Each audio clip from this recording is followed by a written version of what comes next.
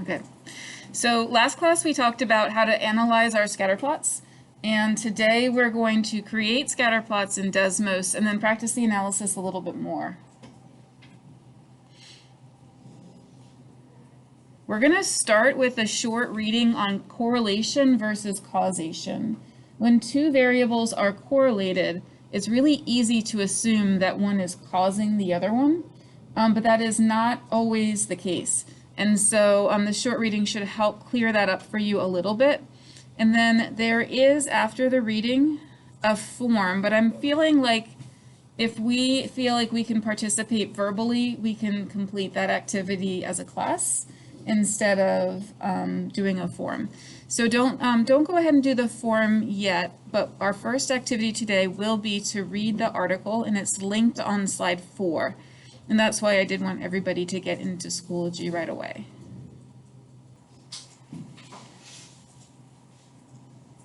Okay, so we started now with our form. The first question is, why doesn't correlation mean that the explanatory variable caused the response variable? Okay, I'm seeing some hands already, which is very helpful. Okay, Kenneth, what were you going to say? I was going to say it's because there could be another variable. It says in the reading, I'm pretty sure that there's like most of the time there's another variable that's affecting both of them at the same. So it like looks the same, but it's not based on the first variable. Okay, so there could be a third variable that's related to both the explanatory and the response variable. Very good. Kyle, did you have something to add to that, or did he say it all? Yeah. Did anybody else have anything to say to that about that? I think that perhaps in the reading they did mention one more thing. But here in this paragraph that I found, this is the one that's describing what Kenneth said. Okay. All right, next question. Write a short paragraph explaining how you can prove causation once you have shown correlation. Okay, so I have 2 hands already. Let's see if we can find that part in the article. You can keep your hands up. We're just going to see if anybody else wants to add as well. Okay, so down here, how do we explore causation? Okay. Kyle, what were you going to say? You kind of have to basically prove that nothing else is affecting it. Okay, that's good. Stop there, because we're going to see if other people will add. So that's a good idea. You want to prove that nothing else is affecting that response variable. Excellent. Ireland, what can you add? It says that you need well-designed empirical research. Good. Stop there. So we need to prove it. We need well-defined empirical research. Raise your hand if you can explain a step in that well-designed empirical research. You can just look right at the example. Go ahead. Reliable sources. Good. So we need reliable sources of information. Excellent. What else do we see in that paragraph? Go ahead, Adam. We could design an experiment to prove it. Excellent. All right. So see if you can find the part where they describe designing this experiment. All right. So this is the section that we're in, and we're looking for this experiment.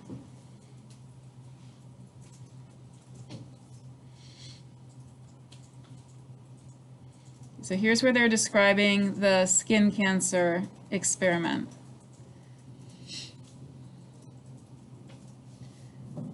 How would they choose their sample? Would they use a convenience sample? No. What would they use? They would have to use a random sample. Very good. Would it have to be a small group, or would it be a large group? So a very large random sample. And are they going to let people decide for themselves if they're going to exercise? No. So they have to tell people how much exercise to get. And then by controlling it, because they directly manipulated who is exercising, then they're going to eliminate any of those lurking variables that might be related to both things. What would be a lurking variable that would be related to both skin cancer and exercise?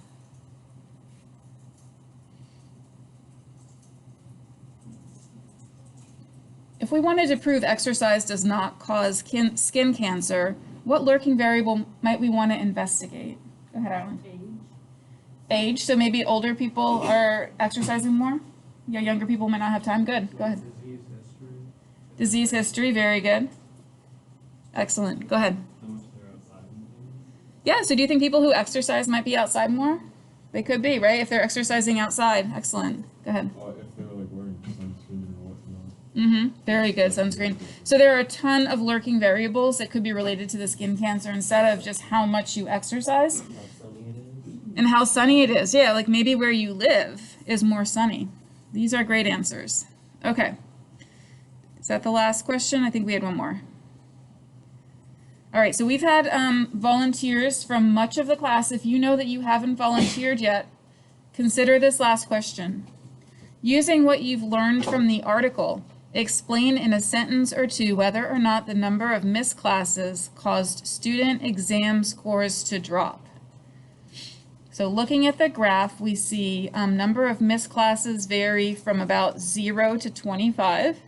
The exam scores vary from 0 to 100, and it seems to be a negatively correlated relationship.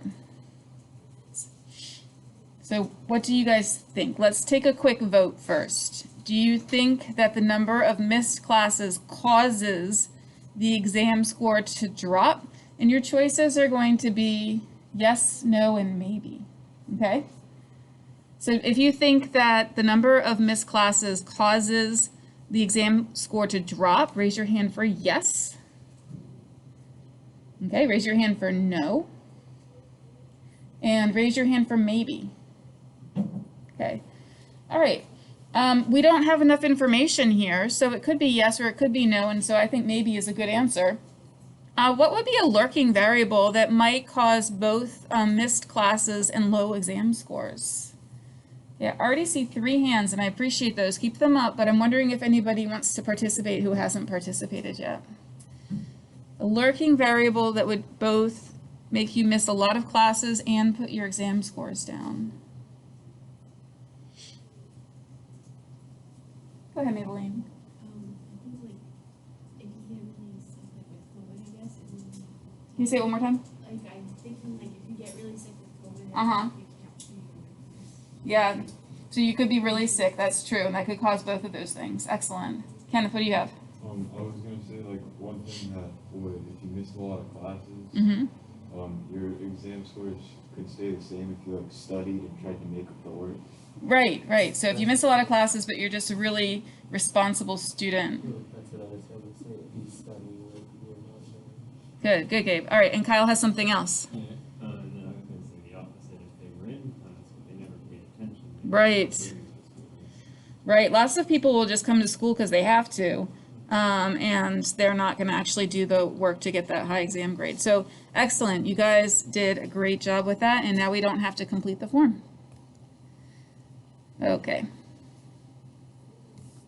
All right, so we're going to talk about regression lines. Raise your hand if you ever did a line of best fit, maybe like an Algebra 1 class way back. Okay, about more than half of you have. That's great. Okay, so a regression line is also known as a line of best fit. It's a straight line which describes how a response variable y changes when an explanatory variable x changes. So we can do a regression line in Desmos. Raise your hand if you have ever done a regression line in Desmos. Okay, it's because kind of Desmos was coming along as you guys were going through school, and maybe your Algebra 1 teacher didn't use it, and that's okay. But I do know that you've had some experience with Desmos. So there are 2 ways to enter a table of values into Desmos. One way is to just type it in. And so let's open a tab for desmos.com.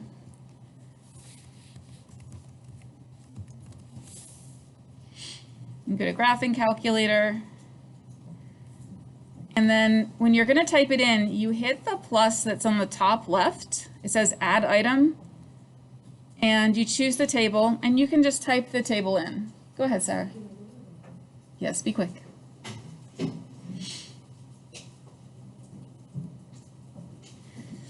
And then once you type a table in, you'll see a small magnifying glass next to the table on the left. And that little magnifying glass will zoom to the best fit for you, which is really nice because you don't have to fix your axes. Sometimes zooming in one direction doesn't help with your other direction. And so zoom fit is a really helpful feature. We are going to actually do a scatter plot in a few minutes. All right, method 2, if you have a table, so this is a table in Google Sheets. You can copy it, but it doesn't copy directly from a document or from slides into Desmos. It will copy from Google Sheets into Desmos. So if you had a long list and you didn't want to type it all in, you could copy the table from your slides into a Google Sheet. So I would go File, New, Spreadsheet. And this is the weirdest thing because basically you're just going to be copying it twice.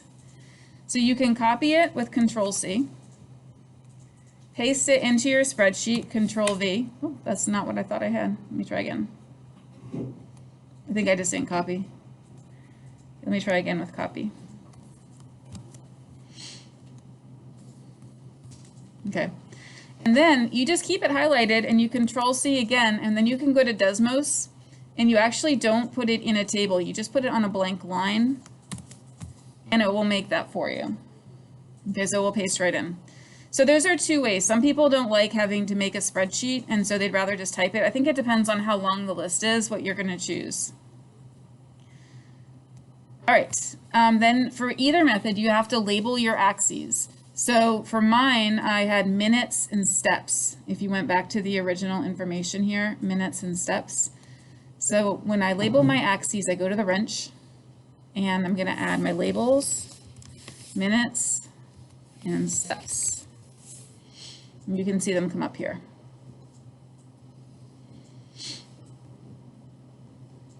Okay, and then we're going to do a linear regression. And you all know that the equation of a line is y equals mx plus b. You're with me, Kumar, right? Yes. Okay. But Desmos asks you to enter it slightly differently to relate to the table of values. So at the top of the table of values, it says x1 and y1. And so they want you to indicate that with an x1 and a y1. And they use a tilde, which is below your escape key, instead of using an equal sign. Okay, so we're going to do that right now. y1 tilde mx1 plus b. All right, and it gives you an m and a b. It also gives you an r, which we learned about last class. It tells you the strength of the correlation.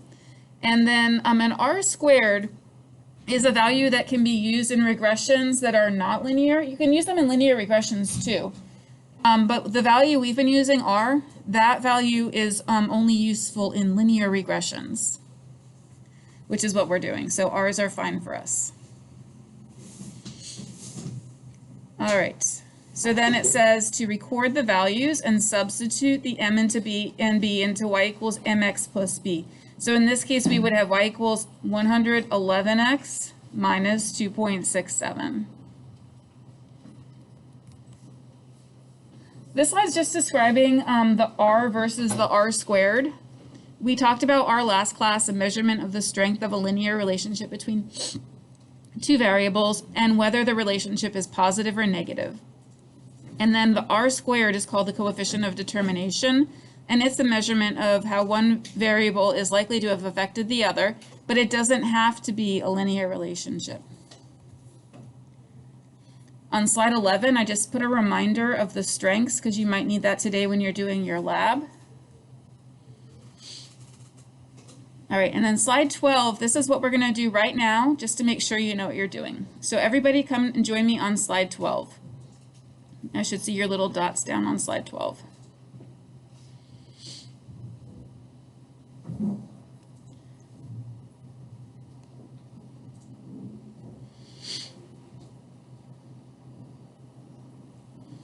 Okay, I don't see dots. Raise your hand if you're on slide 12. Okay.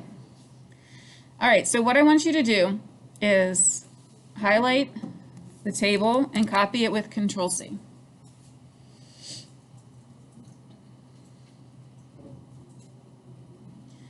And then go to File, New, and create a spreadsheet.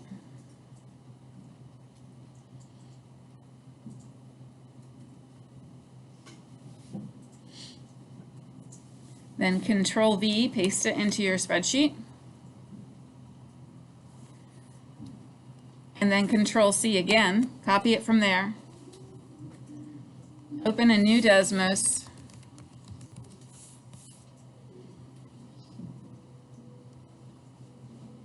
And paste it in there. Okay, now you can see the next directions coming up, so feel free to work ahead, but I'm going to pause for a minute to make sure everybody's got it. So if you haven't started that yet, when I come around, you can ask me a question. Okay, so going back to the slides, it says that X is the number of police cars and Y is the average speed of motorists. So if I go to the wrench, number of police cars and average speed of motorists in miles per hour. And then I'm going to do a regression line. Y1 tilde mx1 plus b.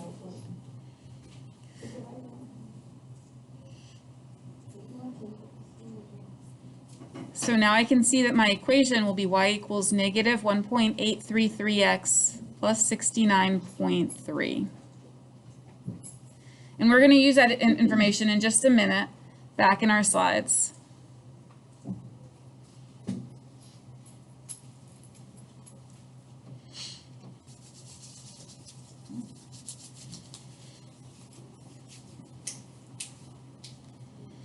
Okay, so if you need to copy your graph, which you will need to do today, these are the directions right here on slide 13. So make a mental note about slide 13.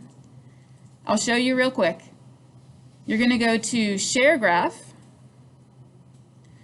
Export Image. Now you could actually download it, but it's a little bit quicker to just right-click on the image and copy it right there, and then you'll be able to paste that into your assignment. This is not the one we're using for the assignment, but this is just something to know for later. Okay, so raise your hand if you can tell me the equation of the line of best fit using the m and the b we just found. We're on slide 14. Our m is negative 1.83 and our b is 69.3. I see one volunteer, 2 volunteers, 3 volunteers. All right, Kylie, what equation are you getting? So it would be y equals negative 1.83 plus 69.3. Okay, I'm going to say it louder and we'll see if anybody agrees. Kylie's equation was y equals negative 1.83x plus 69.3. Raise your hand if you agree with her equation. All right, excellent. Very good. There it is. I rounded it more. I don't know why, but I like her equation. All right, so we're going to actually use this equation, negative 1.8x plus 69, to analyze, and we're going to analyze the correlation. So look at our R value. It's negative 0.8106. And if you go back to slide 11, it tells you that very weak correlations are 0 to 0.19, weak is 0.2 to 0.39, moderate 0.4 to 0.59, strong is 0.6 to 0.79, and very strong is 0.8 to 1, which means that we have what type of relationship here? Is it weak? Yeah, it should be very strong. And is it a positive correlation or a negative correlation? Good. All right, so what we have here is a strong negative linear association between the number of police cars and the average speed of motorists. You also want a sentence like this in your analysis: as the number of police cars increases, the average speed decreases. All right. Using the regression equation to make predictions. What will be the predicted speed for 8 police cars? Will 8 go for the X or the Y? Look back, guys. Are police cars X or Y? X, yeah. All right, so substitute the 8 for the X so that you can make your prediction. You can just use a blank line in Desmos.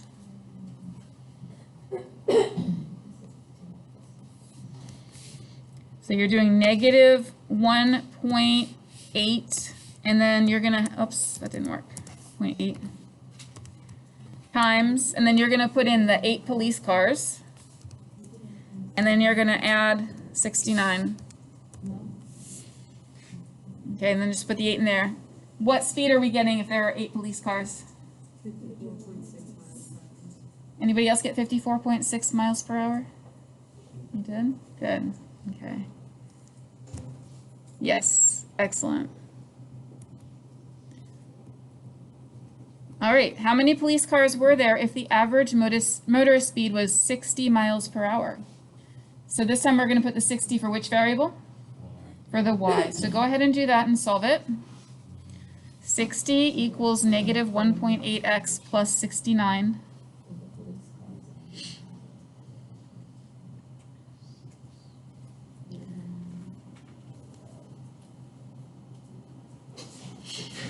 You can also interpret your graph. So if I'm looking for 60 miles per hour, I can click on that point right there. Okay, and I got pretty close to 60 when there were how many police cars? 5. Did anybody solve it algebraically? Yeah? Did you also get 5? Yeah.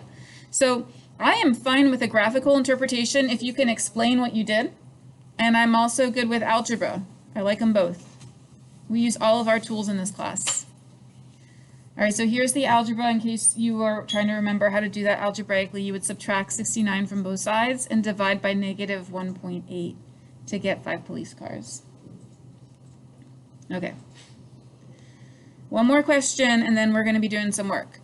What does the slope tell us? Think back to Algebra 1. What was that slope formula? Raise your hand if you remember the slope formula. Kumar? Y equals mx plus b. That's a slope-intercept form of a line, and that's actually super useful for our lesson today because we're going to be using it to write equations like this. So we are going to need that.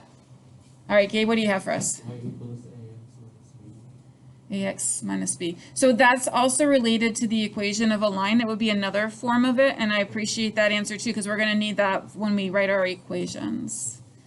All right, Kenneth, what do you have for us? It's y2 minus y1 over x2 minus x1. Okay, do you guys remember hearing that from Algebra 1? It was so far back.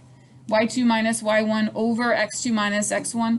y2 minus y1 is telling us the change in y. And so in this case, our y was speed, right? And then x2 minus x1 is going to be the change in the police cars. All right, we don't have a fraction for our slope, but I could make it a fraction if I put it over what number? Oops, I didn't want to do that. Over 1. So that means that every time the police cars go up 1, the average speed of the motorist goes down how much? 1.8, good. All right, so these numbers are not just random numbers. They actually tell us something. As the police cars increase by 1 car, the average speed decreases by 1.8 miles per hour. All right, the y-intercept's actually a little bit easier to figure out. The y-intercept is the point where we cross the y-axis, and that's the b value, and it's right here. So that number 69 is the y value. What's the x value of this point? It's 0, good. So 0, 69. So when we have 0 police cars, what's our speed? Our speed is 69 miles per hour, okay? So that's what the y-intercept is telling us in this case. So you guys will also need to be prepared to explain what a y-intercept tells you. What questions do you guys have? Okay. So next, A few of you, and I will remind you if I haven't already spoken with you, need to finish the house data collection. And then you're going to complete the Desmos linear regression lab that's in Schoology. This is important. We might do some of this next class, although it's not going to be our major focus. Next class, we're going to be doing a check-in about what we've learned so far. But we will, if we have time, we'll start on a trifold or poster. So you're going to talk to your partner about who is going to bring one in, and you should figure out a fair way to split the cost. A trifold looks really good, but if you aren't able to get a trifold, a poster will do. So I'm going to be giving this to Mr. Schlosser to show his classes soon, but just as a reminder, the trifold can show the house that you're selling and your scatter plots with your line of best fit. Okay? All right, so I would say, even though that's number 3, we're going to do that first. Decide with your partner who will pick up the trifold and poster and bring it next class. We'll store them here, so you don't have to keep carrying them around, okay?